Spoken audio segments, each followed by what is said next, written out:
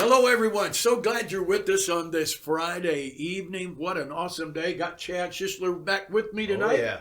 Chad, on a very cold Friday here in the heartland. And I know we're here in the middle of the country. We got people watching us from everywhere. But it's really cold back here. Oh, yeah. Yeah, it's definitely not what we're used to in Southeast Missouri this week and even next week what the forecast is looking like. Yeah, and you're thinking about going bear hunting and all that wild stuff. Oh, yeah. Always got to be prepared. Always got to be prepared. You know, Chad, we want to speak tonight. It seemed like from the beginning of the year, what the word of the Lord had been speaking to us about alignment. Mm-hmm. And you know, all last year we heard the word of the Lord was we were in a divine reset. Yes. And God was putting things back in order. Sometime when I think about alignment, I have to think about my car. I don't know why. Mm-hmm. It just immediately goes there.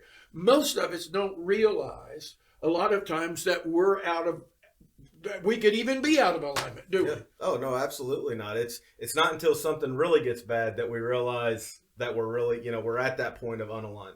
And I believe God is resetting us and he's lining us back up. And that doesn't mean that, we're really all that bad or we're doing so many things wrong.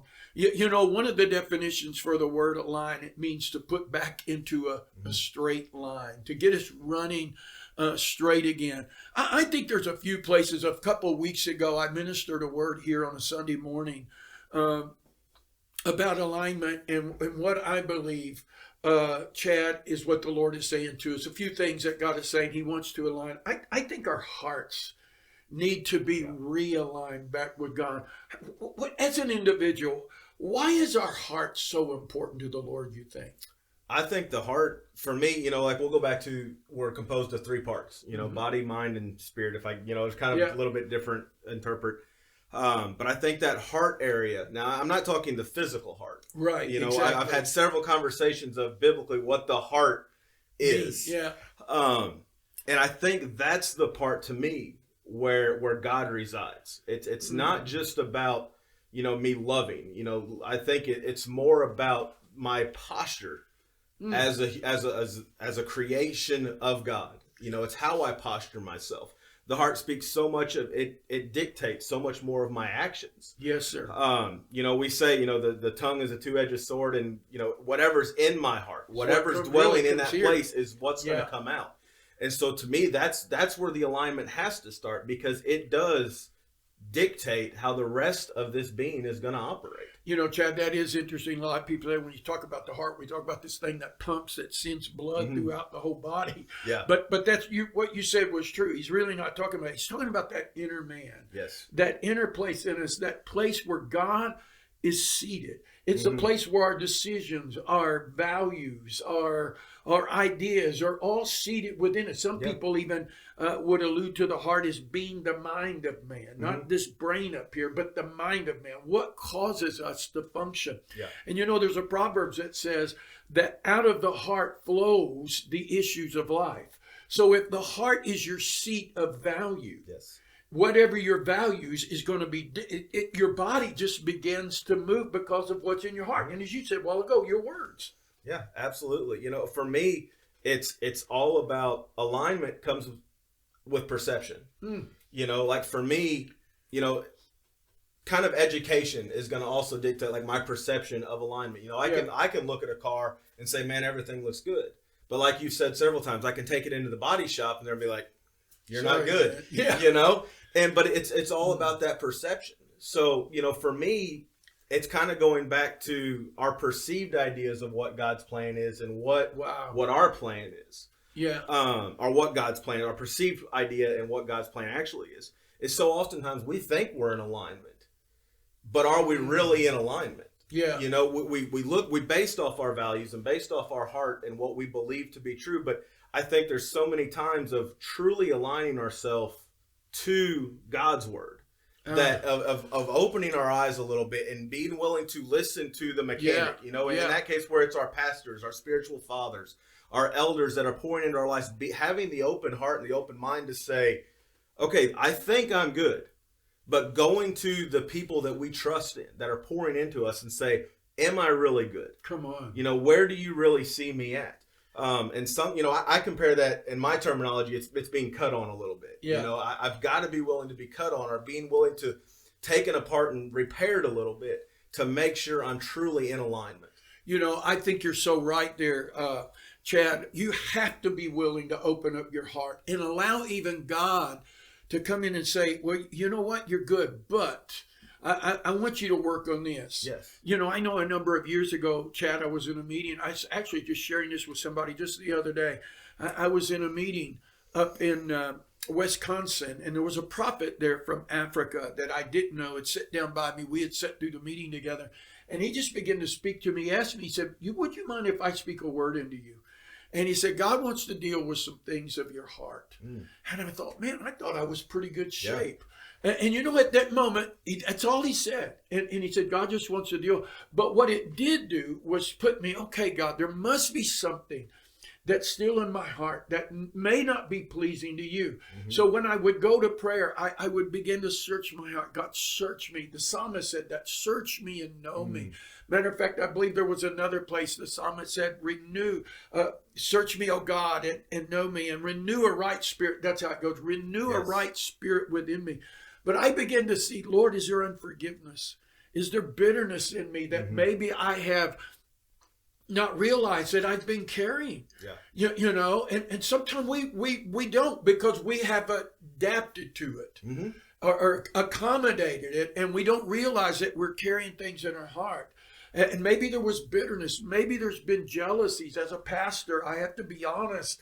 Yeah. I could get jealous of other pastors and other leaders because of what I see happening with their ministries and their churches. And I'm thinking, God, why isn't that happening to me? Yeah. And if it's not jealousy, then it comes to another spot where I start condemning myself. Well, I'm not good enough, and I'm not this. And that's really a hard issue. I'm out of line with what the Lord is saying. And I know we've been using a natural analogy of basically of a car, but I didn't think about this till somebody said it.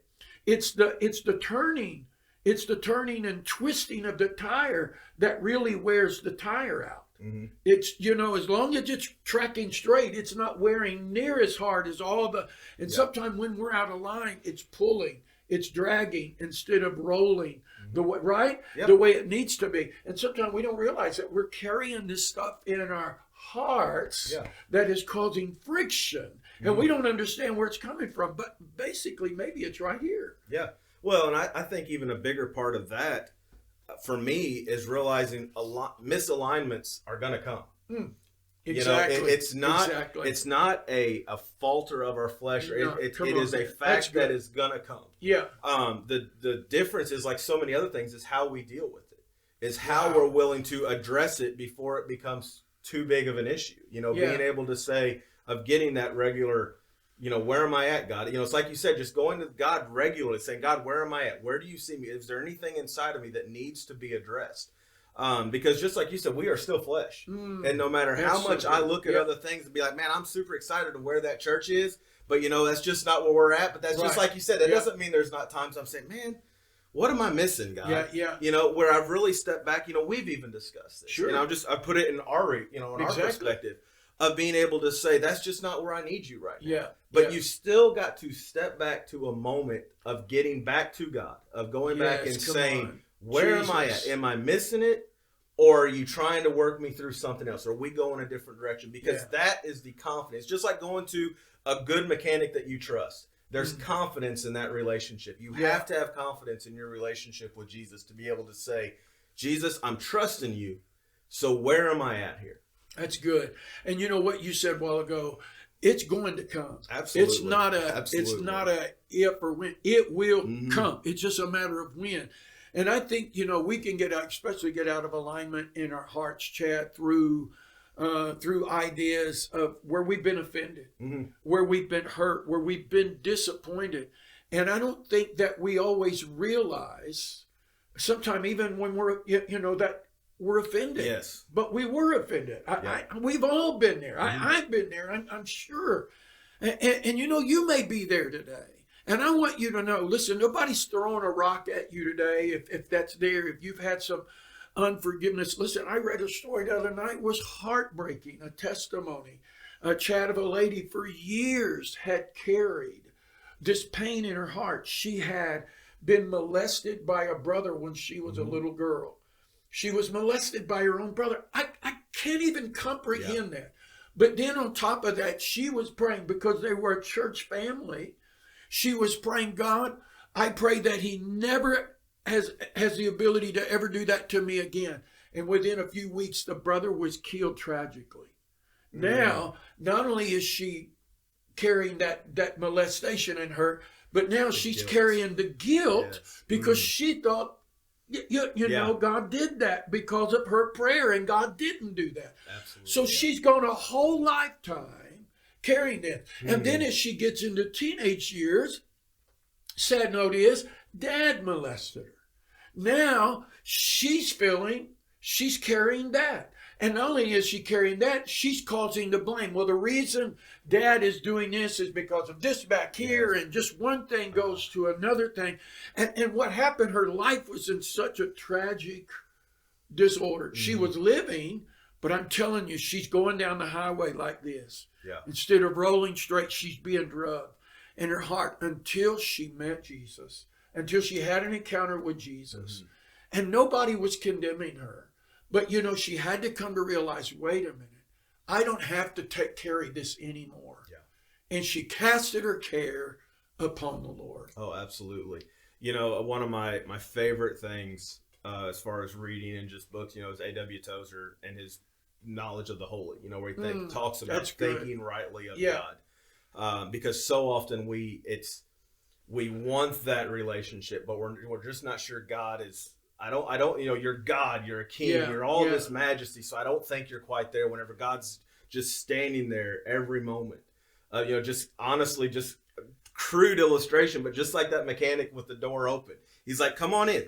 You know, I'll take care of it. Come on in. We'll see what we got. You know, I'll just compare it to Joe because that's, you know, we go down to him and it's you walk in there and it's family. You know, the moment you're walking in. And God's the same way. He's saying there like, come on in. Whatever you've got, come on in and we'll look at it and I'll get it taken care of.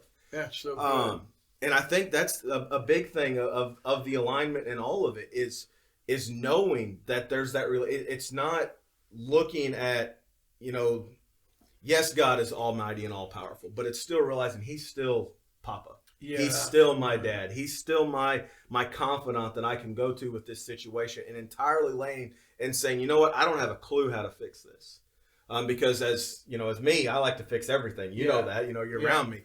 And I'm not the only one like that, but it's being able to walk into his presence, even if it's just sitting in your car and just taking a moment and say, God, this is here. I need to lay this before you and say what needs to be done. Not how can I fix it, what needs to be done. Direct my steps. That's good. Chad, I don't know where our time is here. I just want, I know we've tried to stay on time. I think we're a little bit off possibly, but I want to pray for you as we wrap up here. If you feel that there's something out of line with your life, again, I want to say to you, you know what? Nobody's throwing a rock or stoning you today. But God, I believe, has brought us here to bring a message to you that God said, I want you to cast that care upon me because I want you to track straight. I don't want you to be drugged through life. I want you to row through life properly. So why don't you just pray this prayer with me? Father, I thank you that you gave Jesus for me. And today, God, my heart is heavy. I see areas of my life, God, that I need you to take. I've carried it long enough. And I ask you to take this load of my heart and so that I can run straight. And Father, right now, in the name of Jesus, I just pray for every one of my friends. I pray, God, in this moment of time that you are aligning us, that our hearts are truly set on you, that nothing but you will have place in our heart. No pain, no disappointments, no hurts, no frustrations. But Lord, our hearts will be filled with you, with peace and joy and happiness that abounds from knowing that you are the Lord of our life. So friends, I bless you today. Chad, thanks for being with me. We're going to look forward to being with you again next Friday.